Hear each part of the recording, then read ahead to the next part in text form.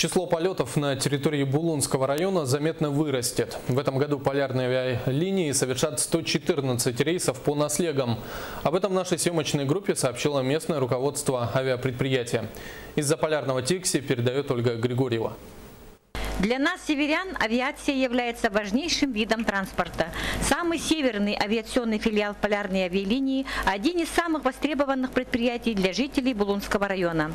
Начался отпускной период. Как регулярно будут выполняться полеты по наслегам, с какой регулярностью будут выполняться полеты до столицы республики, мы попросили ответить директора Тиксинского филиала Акционерного общества полярные авиалинии Гулькова Сергея Васильевича. Я хочу сказать, что на этот год правительством нашей республики на Булунский район выделена дотация в сумме 34 миллиона, практически 34,5 миллиона рублей. Вот. Это нам позволит выполнить 114 рейсов по наслегам нашего района. По сравнению с прошлым годом увеличение количества рейсов практически произошло по каждым наслегам. В Таймылыр, допустим, если мы в прошлом году выполнили 30 рейсов, в этом году мы выполняем 38 рейсов. 18 рейсов мы выполняем на Барагон. 18 рейсов мы выполняем на Кюсюр.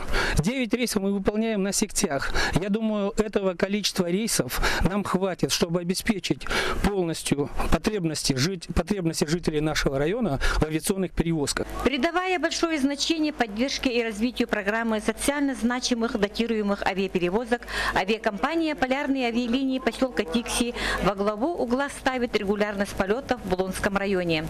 Сегодня филиал можно без преувеличения назвать самым-самым. Это самый отдаленный, самый северный, малочисленный участок, на котором люди работают в самых суровых условиях Заполярья.